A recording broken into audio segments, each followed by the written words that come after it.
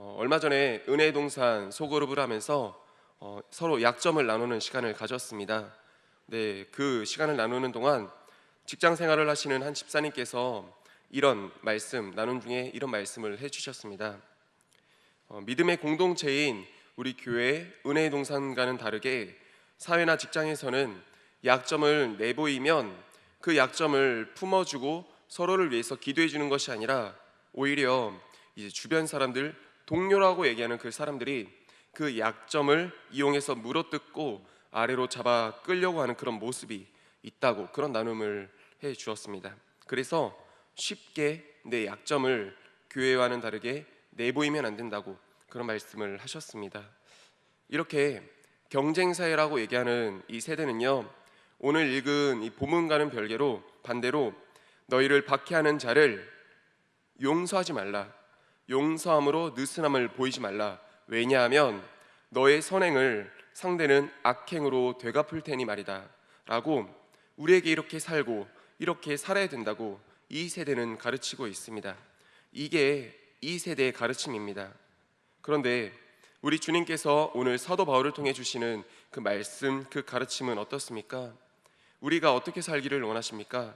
어떻게 살기를 원하시나요? 1절 하반절에서 이렇게 말씀을 하십니다. 너희 몸을 하나님이 기뻐하시는 산 제물로 드리라. 이는 너희가 드릴 영적 예배니라. 우리 몸을 하나님이 기뻐하시는 산 제물로 드리라고 말씀하십니다. 우리 몸을 다르게 표현하면 우리 삶이라고 할 수 있을 것입니다. 그러니까 우리 삶을 하나님이 기뻐하시는 그런 모습에 맞추라는 것입니다. 그러면요, 하나님이 기뻐하시는 삶이 무엇이라 얘기합니까? 연이어지는 2절에 보니까 이렇게 말씀합니다. 너희는 이 세대를 본받지 말라 라고 하십니다. 이 세대를 본받지 않는 삶이 곧 하나님께서 기뻐하시는 삶이다 라고 말씀하고 있는 것입니다. 처음에 말씀드렸지만 이 세대는 무엇을 가르치고 있다고 했습니까?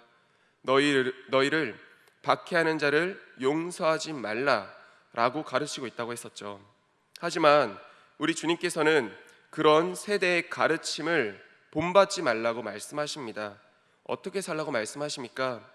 너희를 박해하는 자를 저주하지 말고 오히려 축복하라고 그렇게 말씀을 하십니다. 그런데 말씀은 저희가 듣고 읽었지만 그렇게 하는 게 쉬운가요? 어렵습니다. 나를 괴롭히는 사람에게 복수하는 게 오히려 더 쉬울 것입니다. 내 기분을 상하게 한 그 사람에게 저주 한번 던지는 게 더 쉬울 것입니다. 그리고 운전하고 가다가 비매너와 양심을 지키지 않는 그런 사람들에게 욕설을 한번 날리는 게 오히려 저들을 축복하는 것보다 훨씬 쉬울 것입니다. 그런데 그럼에도 불구하고 쉽지 않은 어려운 그 길을 걸을 것을 우리 주님은 명령하고 계십니다. 너를 박해하는 자를 저주하지 말고 축복하라고 명령하고 계십니다. 왜입니까? 쉽지 않은 것 주님께서 알고 계실 것입니다. 쉽지 않은 것 알고 있습니다. 그럼에도 불구하고 이 세대를 본받지 않고자 아둥바둥 힘쓰는 그런 모습이 하나님께서 기뻐하시는 모습이기 때문에 그렇습니다. 그리고 이런 말씀을 읽을 때면, 그렇다면 우리 신앙의 선배들은, 우리가 본받을 수 있고 우리가 롤모델로 삼을 수 있는 신앙의 선배들은 어떻게 살아갔는지 안 볼 수가 없습니다. 먼저는 아브라함이 100살에 얻은 아들 이삭의 삶을 통해 보기를 원합니다. 그 삶이 어땠습니까? 이삭에 대한 기록은 참 짧습니다. 짧은데 굵게 기록되어 있는 그 삶이 이삭의 삶입니다. 창세기 26장에 보면 이삭이 우물을 팔 때마다 주변에 시기하는 사람들이 와서 그 우물을 다시 메꾸고 심지어 빼앗으려 합니다. 그런데 그럴 때마다 이삭은 어떻게 행동을 했습니까? 다투고 싶지 않아서 내비뒀습니다. 자리를 피해서 다른 우물을 또 팠습니다. 그렇게 또 새롭게 판 우물을 또 다시 찾아와서 또 빼앗으려 합니다. 또 다투려 갑니다. 그러니까 또 어떻게 합니까? 또 그냥 줘버렸습니다. 이삭이 왜 그랬습니까? 우물이 안 중요해서 그랬을까요? 그건 절대 아닐 것입니다. 우물의 가치는 오늘날 저희도 알고요, 그 당시 사람들은 더 잘 알았을 것입니다. 그러면 힘이 없어서 빼앗겼던 것일까요? 그것도 분명히 아닐 것입니다. 왜냐하면 이삭은 아브라함의 그 모든 재산을 상속받은 아들이었습니다. 수백 명의 무장한 종들이 아브라함에게 있었고 그 모든 종들을 받은 사람이 이삭이었습니다. 그래서 이삭은 얼마든지 이 우물을 지킬 수가 있었습니다. 빼앗으러 오는 사람들을 힘으로 제압할 수 있었고요. 다르게 얘기하면, 오늘 말씀에 따라 얘기하면 이 세대의 가르침에 따라 행동할 수 있었던 사람이 이삭이었습니다. 그런데 그 이삭은요, 그러한 가르침에 따라 행동하지 않았습니다.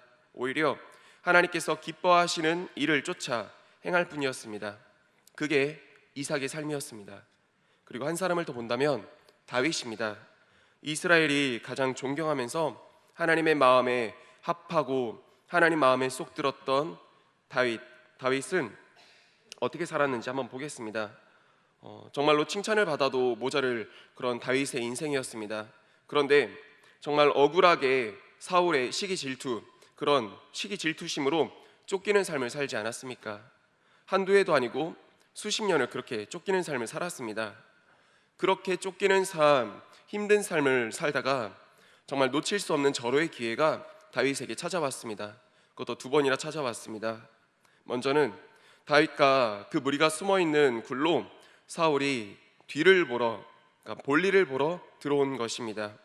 그때 다윗의 주변, 다윗을 따르고 있던 주변 사람들이 다윗에게 어떻게 얘기합니까? 원수 갚을 기회라고 얘기를 합니다. 이 고통에서 벗어날 수 있는 기회니까 지금 볼일을 보러 들어온 사울을 어서 죽이자고 얘기합니다. 이 세대의 가르침이었습니다. 그런데 다윗은 그 가르침을 따르지 않았습니다. 사울의 옷자락만 살짝 베었을 뿐 그냥 살려보냈습니다. 심지어 사무엘상 24장의 5절 말씀을 보니까 그 옷자락을 조금 자른 것조차 마음에 찔려했던 다윗의 모습을 보게 됩니다.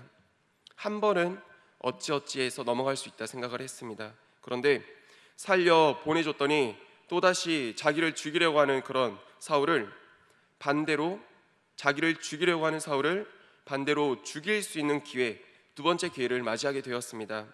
이번에는 아예 숙면을 취하고 있는 사울과 또 사울을 따르고 있는 3천 명의 군인들 모두가 숙면을 취하고 있는 그 상황을 마주하게 되었습니다.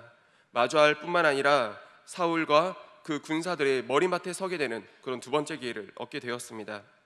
지금 이때야말로 사울과 그 부하들을 모조리 죽여서 자유를 얻을 수 있을 뿐만 아니라 이스라엘 왕자리를 단번에 올라설 수 있고 쟁취할 수 있는 절호의 기회를 또한 맞이하게 된 것입니다. 역시나 다윗의 옆에 있던 사람은 이렇게 얘기합니다. 원수를 창으로 단번에 찔러 죽이자고 얘기를 합니다. 이 세대의 가르침이었습니다. 근데 이 가르침은요, 이상한 가르침이 아니었습니다. 합리적인 가르침이었습니다. 누구도 뭐라 할 수 없고 쉽고 당연한 행동의 가르침이었습니다. 그런데 다윗은 이번에도 그 가르침을 따르지 않았습니다. 앞전에는 조금의 망설임과 그 칼끝이 조금이라도 살아 있었다면 이번에는 조금 더 성장한 다윗의 모습을 보게 됩니다. 망설임조차 없이 그 기회를 등 돌려 떠나 보낸 것입니다. 왜 다윗이 이렇게 쉬운 길을 앞두고 어려운 길로 되돌아갔을까요? 원수를 보복하고 저주하는 그런 쉬운 길을 왜 따르지 않고 원수를 용납하고 받아들이고 축복하는 그런 어려운 가르침을 왜 따랐을까요? 다른 이유가 없습니다. 아무리 성경 말씀을 읽어봐도 다른 이유가 없었습니다. 나의 기쁨, 나의 편안보다 하나님께서 기뻐하시는 일을 다윗은 행했을 뿐이었습니다. 다윗이라고 힘들지 않았을까요? 오늘날 우리가 생각하는 다윗은 너무나 위대한 한 사람의 위인입니다. 하나님의 사람입니다.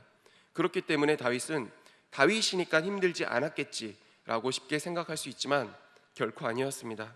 다윗이 덜 힘들고 덜 괴로우니까 원수였던 그 사울을 쉽게 용서할 수 있었을까요? 자신이 처한 그 상황들이 별로 애통하지 않았을까요? 아닙니다. 다윗이 쓴 시편들의 그 시들을 보면 다윗이 얼마나 고통스럽고 괴롭고 힘들었는지 구구절절 정말 눈물로 기록되어 있는 것들을 저희는 정말 손쉽게 찾아볼 수가 있습니다. 그런데 다윗의 그 수많은 눈물의 고백 속에서 한 가지 특이점을 우리가 발견하게 됩니다. 그것은요, 다윗은 그 모든 힘듦과 아픔을 자신에게 다가오는 그런 원수, 자기를 힘들게 하는 원수에게 자기의 힘듦과 아픔을 돌려서 저주를 하거나 자신이 가지고 있는 힘을 가지고 원수를 갚으려고 하는 그런 모습을 전혀 보이지 않았다는 것입니다. 오히려 다윗은요, 그 모든 마음의 아픔과 애통하고 슬퍼하고 괴로워하는 마음을 원수에게 돌리는 것이 아니라 하나님께로 가지고 가서 다 털어놓고 있는 그런 특이점을 이 다윗의 시편, 그의 고백들을 통해서 볼 수가 있습니다. 이 세대의 가르침을 따르지 않고 하나님께서 기뻐하시는 그 일을 따라 행했던 이삭은요, 창세기 26장에서 자신을 괴롭히고 미워하던 원수들이 오히려 자신을 직접 찾아와서 화해의 손길을 내밀 뿐만 아니라 원수들로부터 오히려 축복을 받는 그런 은혜를 맛보게 됩니다. 그리고 무엇보다 원수 자신들이 그렇게 악행을 저질렀음에도 불구하고 받아주고 넘어가고 용서해준 그 이삭을 보면서 이 원수들이 오히려 하나님께 영광을 돌리게 되는 그런 복음의 확산이 이루어지게 됨을 이 이삭은 맛보게 되고 경험하게 되고 우리는 볼 수 있게 되었습니다. 다윗도 이루 말할 수가 없습니다. 원수 사울로부터 되려 축복을 받았습니다. 뿐만 아니라 다윗은요, 주변인들로부터 인정받게 되고요, 하나님께 영광이 올려지게 되고, 다윗 자신도 오늘날 우리가 알고 있는 것처럼 하나님께 너무나도 귀하게, 참 귀하게 사용되는 그런 모습을 우리가 볼 수가 있습니다. 그리고 이삭과 이렇게 다윗을 보면서 우리가 동시에 예수님을 생각하지 않을 수가 없습니다. 마태복음 5장에 산상수훈 그런 가르침에서 예수님께서 말씀하십니다.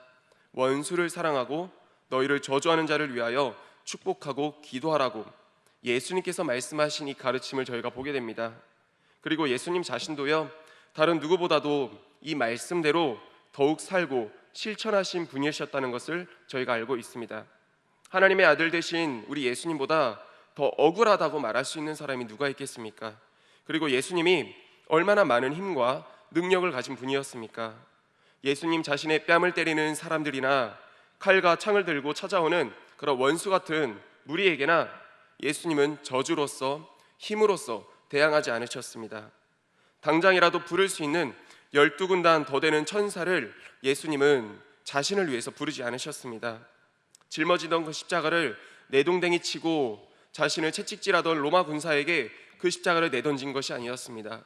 또한 십자가 위에 매달려 있을 때 내려와 보라고 조롱하던 그런 사람들에게 내려와서 혼내거나 그런 모습을 보이지도 않으셨습니다.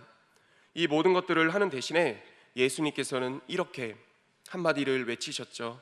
하나님, 저들의 죄를 사하여 주옵소서. 원수 같은 우리들에게 되려 축복하시고 하나님께 기도를 올려드린 분이 우리 예수님이셨습니다. 말씀하신 대로 온전히 그대로 실천하신 분이 우리 예수님이었습니다. 이삭이나 다윗이나 예수님이나 또한 이 말씀을 보고 듣는 저와 우리들이나 우리를 박해하는 자를 축복하고 저주하지 않는 이 힘든 일을 해야 될 이유가 어디 있겠습니까? 우리가 왜 그렇게 해야 되겠습니까? 그 일이, 그렇게 원수를 사랑하고 축복하는 그 일이 하나님께서 기뻐하는 일이기 때문에 물론 그렇지만 동시에 이 모든 일들이 결국 저와 여러분 자신을 위한 축복이 되기 때문에 그렇다고 성경 말씀은 말씀해주고 있습니다. 베드로전서 3장 9절에 보면 이런 말씀이 있습니다. 제가 읽겠습니다. 악을 악으로 욕을 욕으로 갚지 말고 도리어 복을 빌라.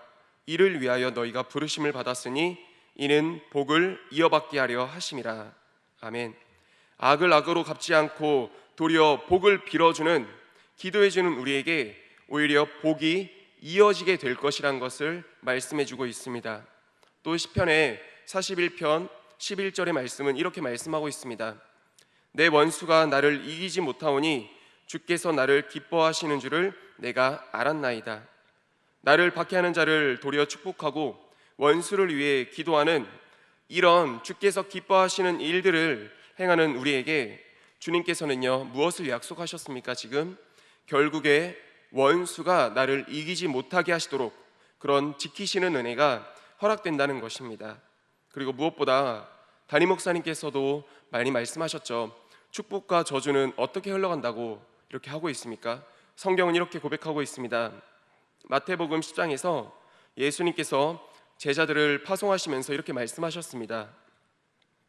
또 그 집에 들어가면서 평안을 빌라 그 집이 이에 합당하면 너희가 빌었던 평안이 거기 임할 것이요 만이 합당하지 아니하면 그 평안이 너희에게 돌아올 것이니라. 그러니까 결국 내가 축복을 했을 때 받는 그 사람이 축복을 받을 만하면 내가 빈 축복이 그 사람에게 임하지만 그 사람이 도리어 그러지 않으면 축복을 받을 만하지 않으면 내가 빈 축복이 누구에게 온다고요? 도리어 축복을 빈 나에게 온다는 것입니다. 그렇게 봤을 때요, 축복은 하면 할수록 결국에 내가 받게 되는 축복이 더 많아지게 된다는 것입니다. 근데 반대로 생각했을 때 저주도 마찬가지가 아니겠습니까? 얼마나 싫고 답답하고 억울하면 그 사람들을 향해, 그 사람과 상황을 향해 저주를 내뱉겠습니까?